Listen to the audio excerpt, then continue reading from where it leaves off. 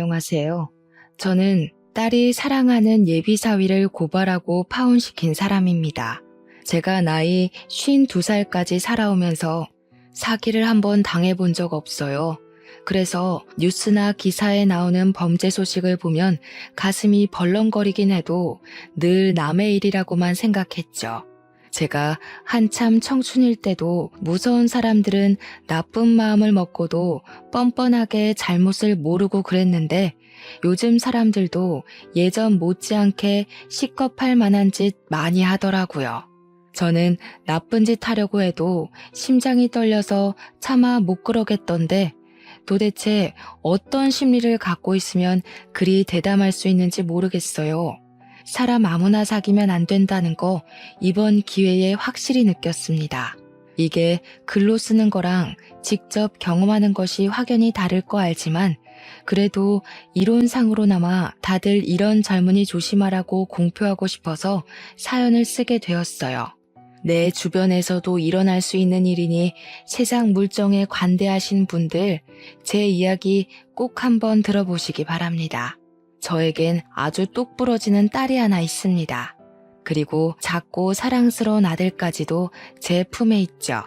딸이랑 그 밑에 아들은 나이 차이가 좀 있어서 딸이 직장을 다닐 때 아들은 겨우 중학생이었어요. 나이 차이가 별로 안 났다면 자주 싸웠겠지만 나이 차가 크게 벌어져 있으니 딱히 부딪힐 만한 일이 없더라고요. 오히려 아들에게 또 다른 엄마 노릇을 해줘서 제가 육아하는 데에 많은 도움을 받았었습니다. 저희 집 장녀는 저희 부부에게 자랑거리예요. 우리 딸이 얼마나 효녀냐면 자기 남동생의 용돈을 혼자 책임질 정도로 부모가 자식 때문에 고생하는 걸 싫어했고요. 그래서 하루빨리 육아지옥에서 벗어나도록 신경을 많이 써준 착한 딸입니다. 저희 부부는 딸을 키우면서 장남 10명이 부럽지 않았어요. 행동대장 우리 딸은 언제나 씩씩했고 야무져서 그런 장녀를 두고 저희가 참 많이 의지했었습니다. 조금만 모르는 걸 물어봐도 딸이 다 해결해주고 필요한 게 생기면 딸이 알아서 주문해주고 하니까 본의 아니게 딸을 저희 부부의 선생님으로 보이더라고요. 이렇듯 딸의 성격은 두말할 것 없이 착하고 싹싹했는데 뿐만 아니라 얼굴도 예쁘고 날씬해서 항상 남편이랑 제가 장녀를 두고 남주기 아깝다고 말을 많이 했어요. 결혼시키기 싫었다는 뜻이죠. 물론 그건 저희 바람이었고 저희는 딸의 행복을 위해 딸의 길을 전적으로 응원해줄 준비가 되어 있는 사람들이었어요. 그런데 살다 보면 아무리 사랑스러운 내 자식이라도 내 마음 같지 않게 안타까운 짓을 할 때가 있잖아요. 부모로서 자식을 항상 응원하고 싶고 자식의 뜻을 존중하고 싶지만 아무래도 자식이 엉뚱한 길을 가려 할 때면 말리고 싶은 것도 부모의 마음이 아니겠습니까? 그렇듯 한없이 대견스럽고 만점짜리 우리 딸에게도 유일하게 부족한 것이 있었는데요. 딸의 유일한 단점이 바로 남자 보는 눈이 없었다는 것이에요. 이게 별거 아닌 것 같아 보이지만 제 개인적인 생각으로는 남자 하나 때문에 딸의 인생이 망할 수도 있고 우리 가족 전체가 무너질 수도 있는 중대함이라고 봐요. 충분히 연결되는 영역이라고 생각되지 않습니까? 딸이 남자 보는 눈 없다는 건 그동안 저희가 딸의 연애를 간섭했다는 뜻은 아닙니다. 당연히 딸이 남자가 생겼다고 저희한테 말해줘서 알게 되었고 그게 이 사연을 쓰게 된 이유예요. 제 딸은 원래 부모님을 너무 좋아해서 자취를 하지 않던 아이입니다. 그런 딸이 직장을 가고 남자친구가 생기면서 한두 번씩 외박을 하기 시작했어요. 딴짓을 잘 안 하던 딸이 갑자기 그렇게 변하자 걱정이 돼서 전화를 하면 전화를 안 받는 경우도 덜어 있었습니다. 저희 가정에선 늘 바람직했던 딸이기에 불안했지만 그래도 딸이 하는 모든 일을 신뢰하여 크게 간섭하지 않았어요. 그저 요즘 뭐 하느라 집에 잘 안 들어오냐고 물어보면 남자친구가 생겼다는 말만 했습니다. 한창 청춘인데 남자친구 정도 생길 수 있잖아요. 딸이 연애를 해도 저희한테는 딱히 말을 안 해줬는데 그날은 말을 해주길래 그것만으로도 고맙게만 생각했었어요.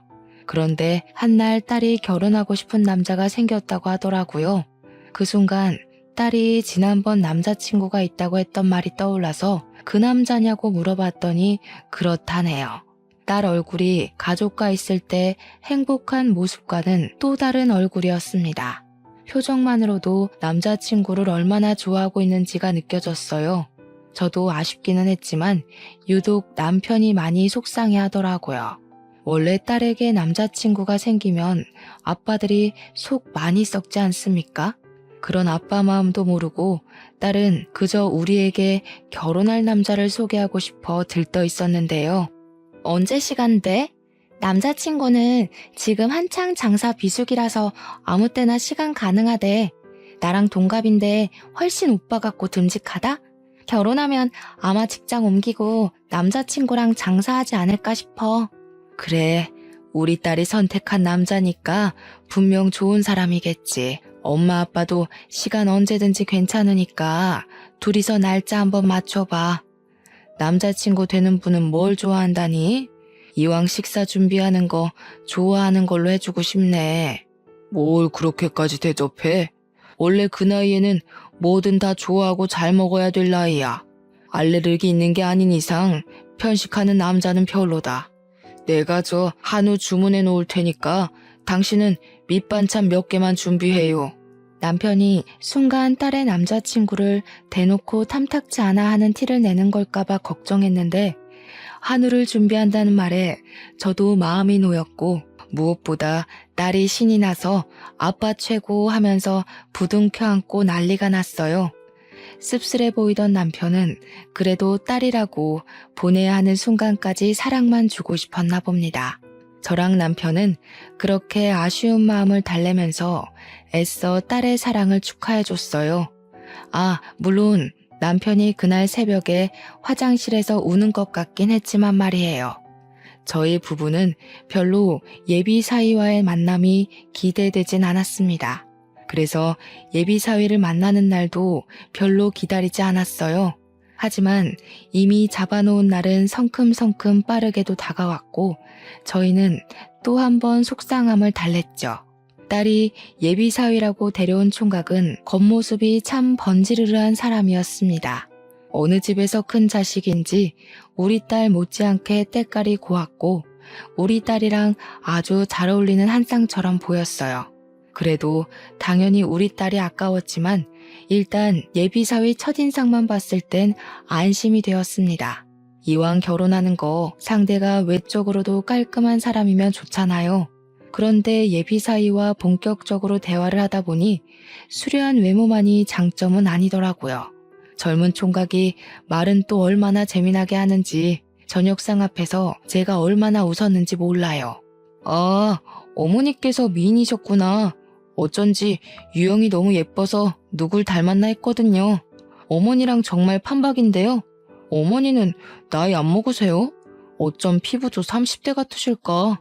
입에 바른 아부라는 걸 알지만 그래도 기분 좋은 립 서비스를 얼마나 잘하는지 같이 식사하는 내내 그 분위기에서 웃음이 떠나질 않았어요. 그 상황에 저희가 술까지 깃들였다 보니까 분위기는 무르익지 않을 수가 없었습니다.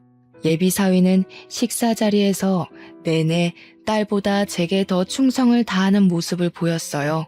장인 장모한테 점수를 따고 싶어하는 예비사위의 노력이 보이는데 얼마나 하는 짓이 예뻤는지 모릅니다. 예비사위의 그런 애교가 귀여워서 한눈 팔고 있느라 제가 차마 신경 못 썼던 사람이 있었는데요. 제 옆에 있던 남편을 뒤늦게 돌아봤는데 남편 표정이 좀 안 좋더라고요. 차마 몰랐습니다. 그 뒤부터는 제가 남편을 신경 쓰느라 그 자리를 잘 즐기지 못했어요. 남편 식사 챙겨주고 말 한마디 덧붙여주고 하느라 분위기는 점점 식어갔습니다. 시간도 늦었고 그만 일어나는 게 좋을 것 같아서 자리를 정리했는데요. 그때 예비사위가 취해서 더 거침없는 건지 모르겠지만 남편과 저를 한 번씩 안아주고 돌아서더라고요. 그러면서 마지막으로 하는 말이 꼭 우리 딸이랑 결혼하고 싶다고 장인 장모 같은 분을 부모로 모시면서 이 집 식구가 되고 싶다고 했습니다. 저는 그 마음이 좀 귀여워 보였는데 남편은 아닌 것 같더라고요. 예비사위랑 배웅하러 딸이 같이 나가자마자 남편이 뒤도 안 돌아보고 방에 가버리는 거 있죠. 저는 얼른 남편 뒤를 따라가 남편한테 슬쩍 예비사위가 마음에 안 드냐고 물어봤습니다. 그러자 침대에 앉아서 한숨만 쉬고 있던 남편이 좀 뜻밖의 얘기를 해주더라고요. 그 녀석 대체 뭐야? 어른 앞에서 너무 경우 없는 거 아니야? 당신은 못 느꼈어? 아무리 그래도 장모되는 사람이라도 그렇지 함부로 당신 손을 덥석덥석 잡고 말이야. 그건 그냥 사람이 워낙 넉살이 좋아서 그런 것 같던데? 그 친구가 당신 손도 잘 만지더구먼. 그렇게 마음에 안 들었어? 당신은 모르지. 남자는 남자가 알아. 미인이라고 칭찬하는 것도 한두 번이지. 무슨 밥상머리 앞에서 장모될 사람한테 말끝마다 진짜 예쁘다 곱다 이 소리야. 배때기에 기름칠하더니 눈에 뵈는 게 없나. 순간 남편의 툴툴거림이 질투처럼 느껴져서 저도 모르게 질투하냐고 물어봤어요. 질문은 제가 했는데 제가 물어도 좀 웃기다는 생각이 들더라고요. 몇십 년이나 같이 한 이불 덮고 살았는데 연애 때나 하던 질문을 묻게 될 줄은 몰랐거든요. 어쨌든 제 말에 남편도 얼굴이 벌개지면서 그런 거 아니라고 그냥 자기는 예비사위 인상이 계속 별로였다고만 변명했습니다. 그날 남편 반응이 너무 웃겨서 배꼽 잡느라 예비사위의 특이점에 대해선 더 이상 생각을 해보지 못했어요. 다 늙은 나이에 남편과 이런 대화도 할 수 있어서 너무 신선했고 오히려 그런 건더기를 준 예비사위가 다시 한번 더 기특하기만 했습니다. 그리고 다음날 예비사위가 딸이랑 또 우리 집에 놀러 왔을 때였어요. 근데 지난날에 남편이 예비사위 태도로 한 소리해서 그런지 그날 저도 모르게 예비사위 태도에 신경이 쏠리더라고요. 예비사위는 처음에 살갑게 행동했던 것처럼 그날도 음식하는 제 옆을 맴돌면서 이것저것 도와주려고 했는데요. 가만 보니까 남편 말대로 진짜 저를 아무렇지 않게 만지더라고요. 칼질하고 있는데 갑자기 옆에서 제 손 얘기로 물꼬를 트더니 순식간에 제 손을 잡아가며 또 칭찬을 해줬습니다. 볼 때마다 너무 신기해요, 장모님. 진짜 손만 보면 아가씨인 줄 알겠어요. 장모님만의 젊은 비결이 따로 있는 거예요? 유영이도 유독 나이에 비해 동안이잖아요. 남편 말만 아니었으면 이런 장난도 그저 예비 사위의 유쾌한 농담으로 넘겼을 텐데 희한하게 그날은 첫 대면과 기분이 달랐습니다. 남편 경고가 컸던 것 같아요. 예비사위가 별다른 짓을 한 것도 아닌데 그냥 찜찜하게 다가오더라고요. 저는 아닌 척 예비사위의 손길을 슬쩍 빼면서 옷에 음식물 튄다고 가서 다른 일 좀 도와달라며 예비사위를 거실로 보내버렸습니다. 근데 생각할수록 이게 맞는 건가 싶더라고요. 그냥 내 딸의 배우자 될 사람이고 우리에겐 예비사위인데 제가 이런 불순한 방향으로 엄한 사람을 경계하는 게 좀 이상하다는 생각이 들었어요.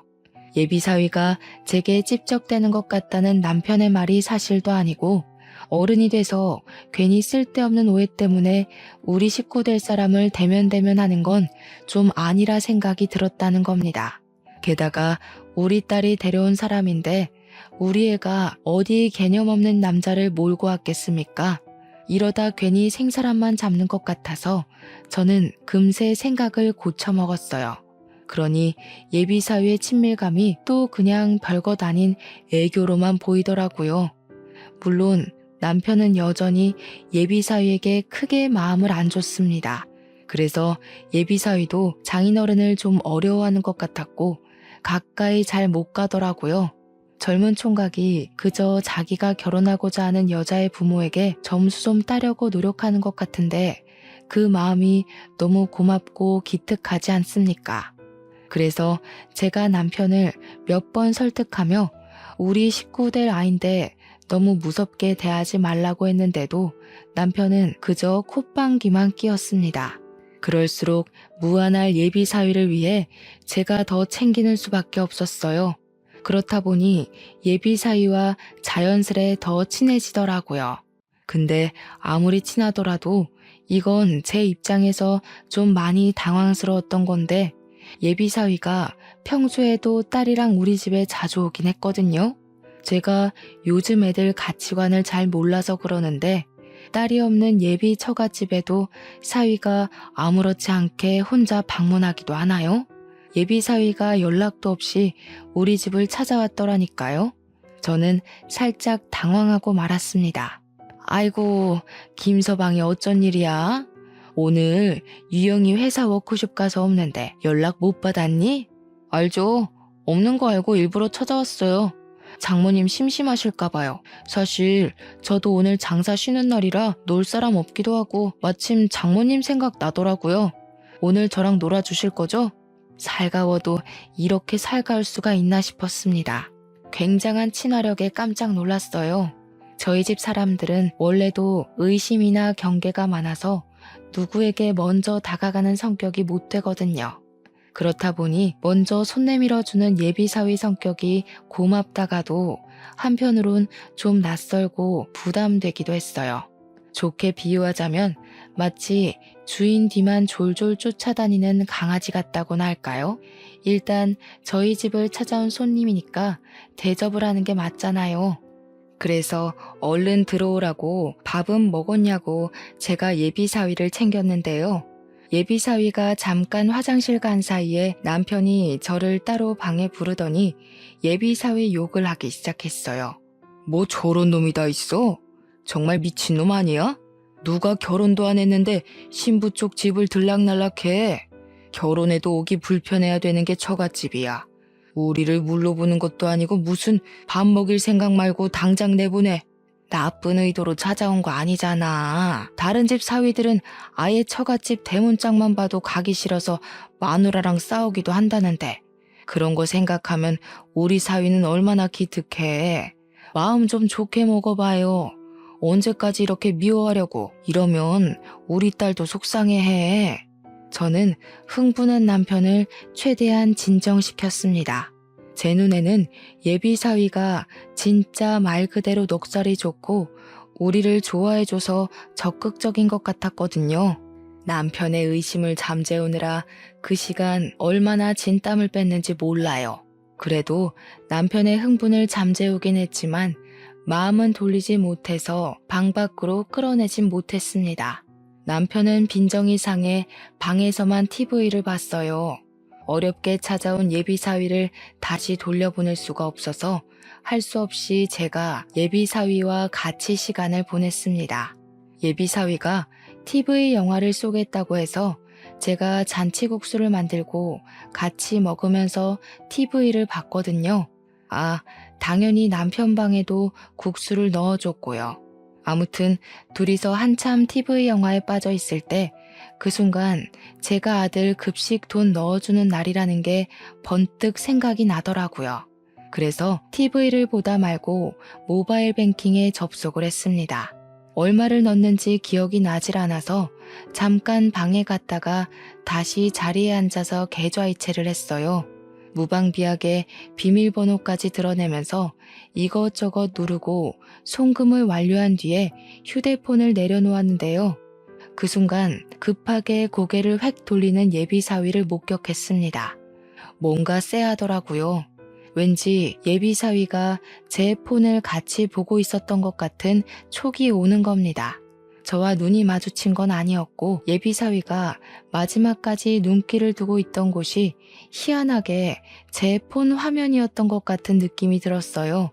물론 제가 본래 의심 많은 타입이라 착각일 수도 있죠. 근데도 알게 모르게 불안감은 마음 한구석에 계속 남아 있었어요. 설마 내가 계좌이체하는 내내 보고 있었나?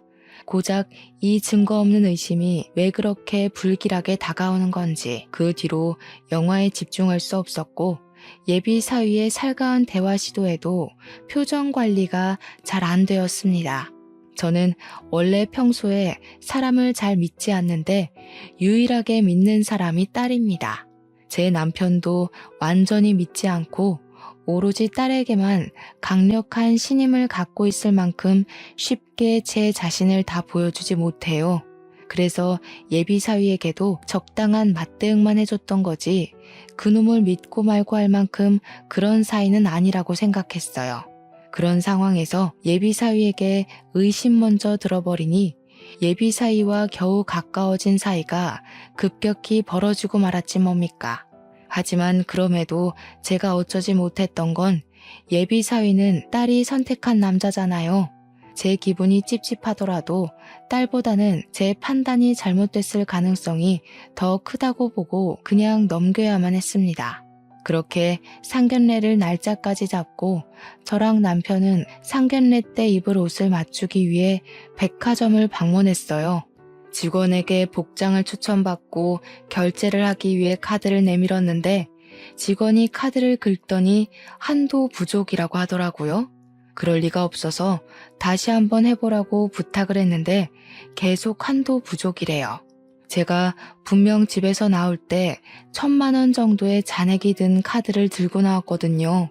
직원한테 계속 부탁하는 것도 민폐고 직원도 난감해하길래 급하게 뱅킹 조회를 해봤는데요. 충격이게도 겨우 7,000원 돈만 남아있더라고요.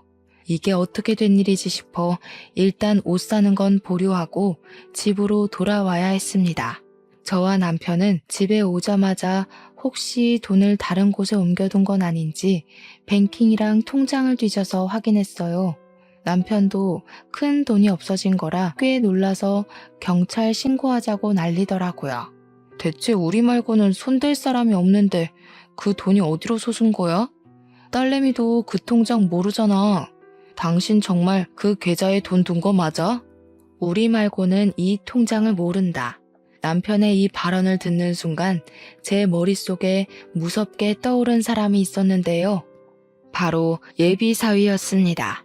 제 마음속에 내내 남아있던 불길함이 있었잖아요. 예비 사위가 저희 집에 혼자 찾아온 날 저랑 같이 나란히 앉아서 TV를 보고 있을 때 예비 사위가 제 폰을 몰래 훔쳐봤던 게 그리 불안했는데 그게 왠지 1,000만 원 실종과 연관이 있을 것 같더라고요. 하지만 그건 그저 제 추측일 뿐 심증만 있고 물증은 없던 상태가 아닙니까? 다짜고짜 예비 사위를 붙잡아다가 몰아붙이는 건 자칫 딸과의 사이마저 틀어질 수 있는 위험이라고 생각을 했어요. 그래서 저는 차라리 딸에게 직접 물어보자고 마음먹었습니다. 현명한 딸이라면 제가 이런 고민을 얘기했을 때 분명 똑소리 나는 해결책을 줄 거라고 생각했어요. 근데 제가 딸을 너무 믿었던 거죠. 그날 생전 처음으로 딸의 낯선 이면만 마주하게 되었는데 딸이 뭐에 신 것처럼 얼마나 무서웠는지 모릅니다. 고작 그런 걸로 예비 사위를 의심해? 걔가 엄마 폰 받는지 안 받는지 확실한 증거가 있는 것도 아니잖아. 다 엄마 망상 아니야? 괜히 생사람 잡지 마. 그 사람이 뭐가 아쉬워서 우리 집 돈을 훔쳐. 그 사람 연매출 억 단위야. 망상이라니. 그때 분명 엄마가 이체하는 걸 훔쳐보는 것 같더라니까. 너도 없는데 우리 집 찾아온 것도 이상하지 않아? 아빠가 계속 그놈 어딘가 의심스럽다고 했었거든. 그건 아빠가 내 남자친구 마음에 안 드니까 일방적으로 모욕하는 거고 말 조심해. 내 남자 욕하는 건 나 무시하는 거나 마찬가지야. 아무리 마음에 안 들어도 그렇지 어떻게 사위 될 사람을 도둑놈으로 몰 수가 있어? 사람 보는 눈도 없으면서 자꾸 이러면 나 몰래 결혼할 거야. 전적으로 예비 사위 편을 들면서 저한테 대드는 딸의 모습을 보는데 너무 충격적이더라고요. 우리 딸은 사춘기 때도 부모님께 효도하던 착한 아이였거든요. 고작 몇 달 만난 남자친구 때문에 부모한테 바락바락 소리치며 입도 뻥끗 못하게 하는 딸을 보고 저랑 남편은 크게 서운했어요. 어떻게 부모가 1,000만 원이 털렸다는데도 자기 남자만 신경 쓸 수 있는 걸까요? 딸한테 이런 표현을 쓸 줄은 몰랐는데 그 순간 서운함을 넘어 정까지 떨어질 뻔했습니다. 그 뒤론 딸에게 감히 예비 사위에 대해 언급하지 못했어요. 그냥 제가 직접 사위를 시험해보는 게 낫겠다고 생각을 했습니다. 그리고 그 다음날 어김없이 우리 집을 찾아온 사위한테 저는 일부러 1,000만 원 도둑 맞은 걸 고스란히 알려주었어요. 이 일을 어쩌면 좋으니? 이렇게 큰 돈을 도난당했을 땐 어떻게 해야 되는 거야? 자네는 사장하는 사람이라 젊고 똑똑하니까 이런 일에 대해 잘 알지 않아? 자네가 경찰에 좀 신고해주라. 나는 손이 떨려서 도무지 뭐라고 말도 잘 못할 것 같아서. 네, 장모님, 일단 신고하는 게 좋겠어요. 어떡해요. 진짜 놀라셨겠어요. 우선 저한테 맡겨주세요. 제가 알아서 신고 접수할게요. 저는 예비사위한테 신고를 부탁하면서 일부러 표정을 살피려고 했습니다. 직접 신고를 부탁했던 것도 일종의 미끼였어요. 예비사위가 훔친 게 맞다면 당연히 경찰에 신고를 안 할 거라고 생각했거든요. 그리고 그 다음날 제가 따로 경찰서에 전화해서 어제자로 신고 들어온 게 있냐고 물어봤습니다.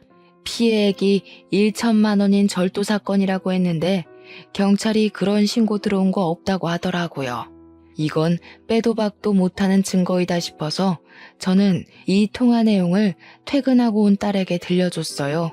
딸이 처음에는 제가 또 예비사위를 의심하는 것 같자 성질을 내려고 했습니다.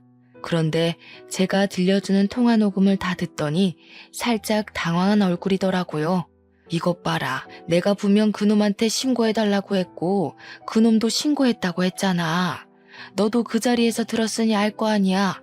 근데 왜 신고 접수가 안 됐냐고. 이래도 김서방이 안 수상해?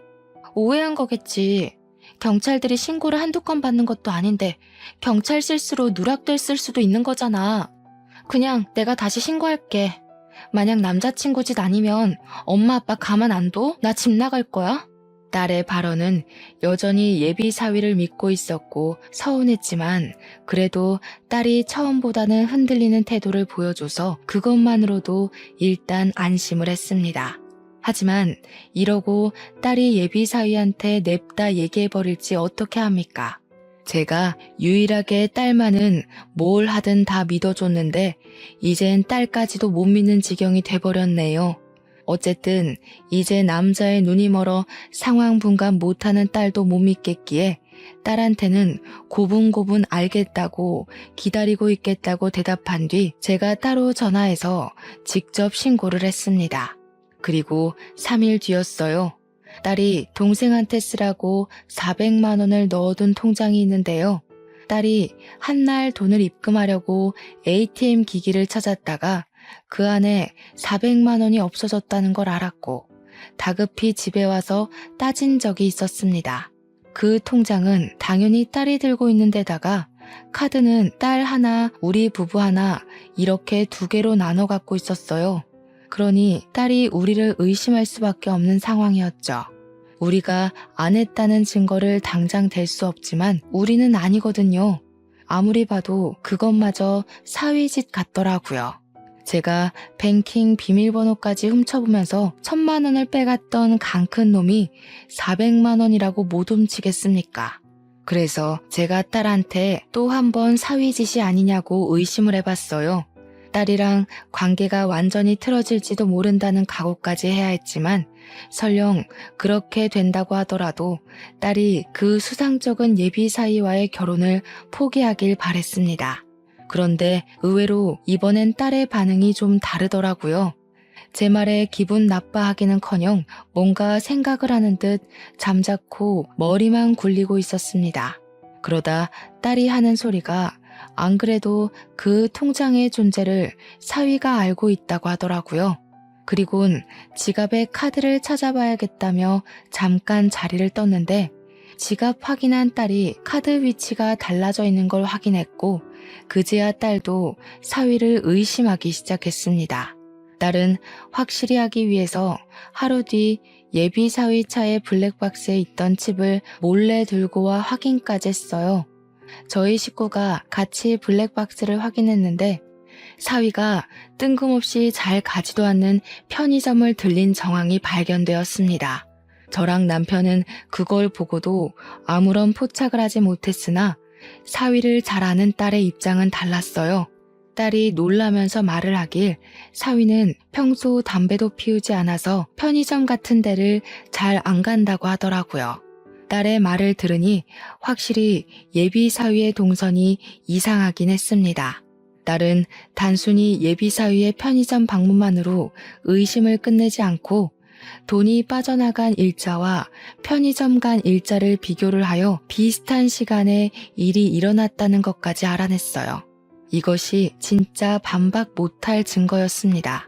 큰 돈을 잃어버린 거라 못 찾으면 어쩌나 했는데 범인을 우리가 알고 있으니 신고만 하면 될 일이었어요. 저랑 남편은 크게 안심하면서 딸한테 고생했다고 알아봐줘서 고맙단 말을 잊지 않았습니다. 그러니 딸이 묵묵하게 고개만 숙이고 있고 저희 말에 답을 못하더라고요. 혹시 예비 사위의 실체에 충격이 심한 건가 걱정이 되어서 딸 앞으로 몸을 낮췄더니 딸 눈시울이 울긋불긋한 게 보였습니다. 왜 그래 딸? 엄마 아빠가 너무 다그쳐서 그래? 엄마 아빠도 웬만하면 딸이 사랑하는 남자 보듬으려고 했어. 근데 도무지 내 귀한 딸을 그런 찝찝한 놈한테 보내면 안 될 것 같더라고. 그런 게 아니야. 미안해. 엄마 아빠가 괜한 소리 하는 거 아니었을 텐데 내가 남자 하나에 미쳐서 정신을 못 차렸어. 못 믿어줘서 미안해.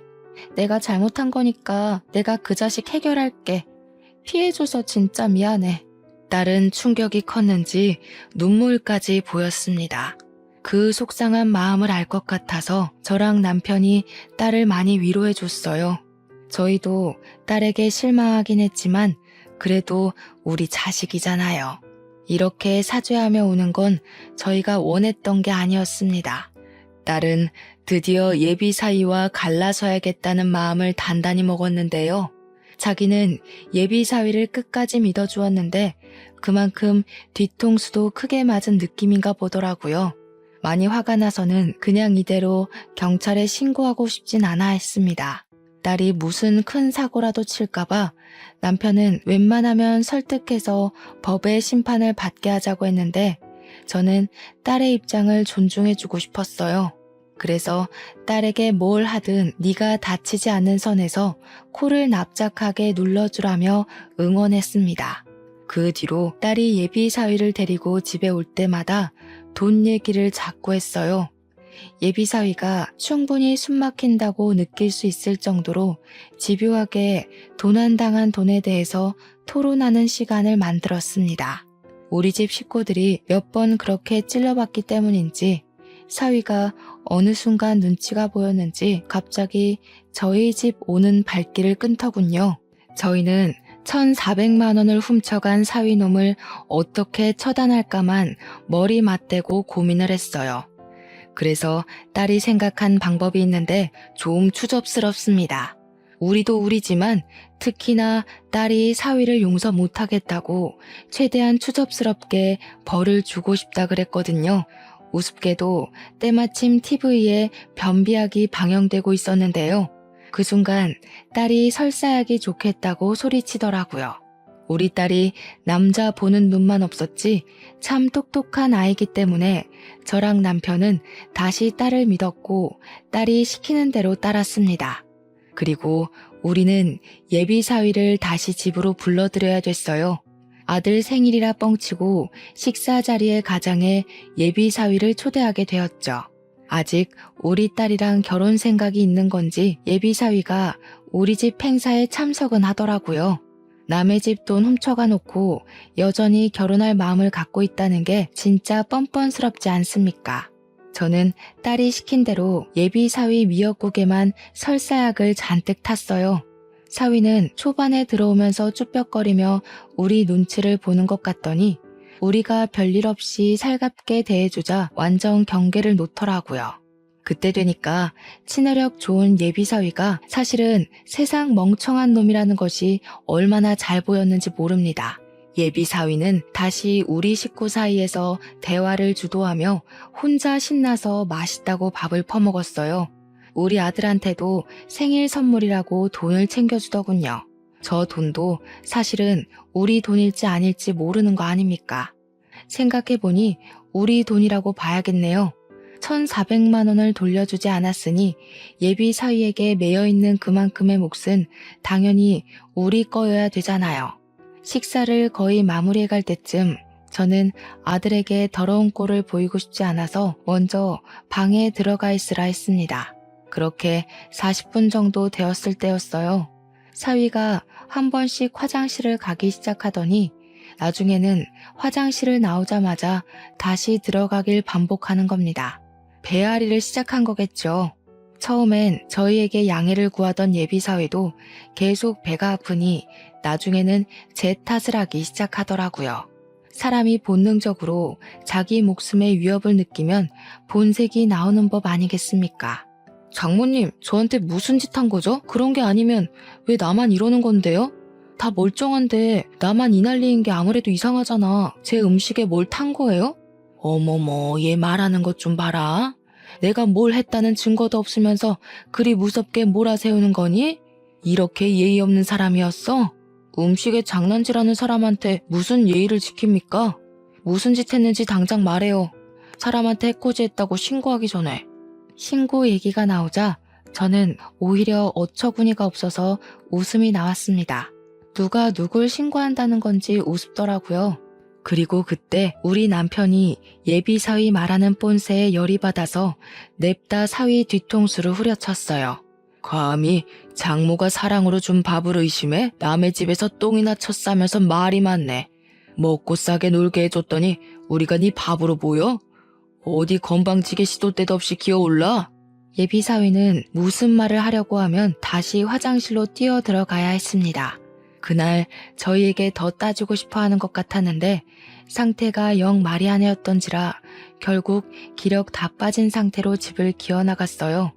그날은 그렇게 돌아간 듯 했지만 아무래도 많이 화가 났던 건지 예비 사위가 다음날 다시 우리 집을 찾아왔는데요. 아무래도 고의 같거든요. 솔직하게 말해보세요. 장모님 짓 맞죠? 대체 왜요? 제가 뭘 했다고 개념 없게 그런 장난질을 해요. 그래, 나다. 개념 없는 거 잘 느껴졌니? 네가 먼저 개념 없게 남의 돈 훔쳐갔길래 나도 한번 해봤다. 개념 없는 놈한테는 개념 없게 맞장구 쳐줘야 된다더라, 우리 딸이. 뭔 개소리야. 내가 뭘 훔쳐요? 증거 있어요? 장인 장모한테 점수 좀 따려고 했던 사람을 이런 식으로 매도해도 되는 거예요? 증거 있든 말든 중요하니? 이미 네가 어제 나를 파렴치한 가해자 취급하지 않았어? 그런 장모가 앞으로 뭘 더 할 줄 알고 겁도 없이 장가를 오겠대? 네가 1,400만 원 훔쳐간 거 맞잖아. 그렇게 원하는 증거도 다 갖고 있는데 계속 발뺌하지 마라.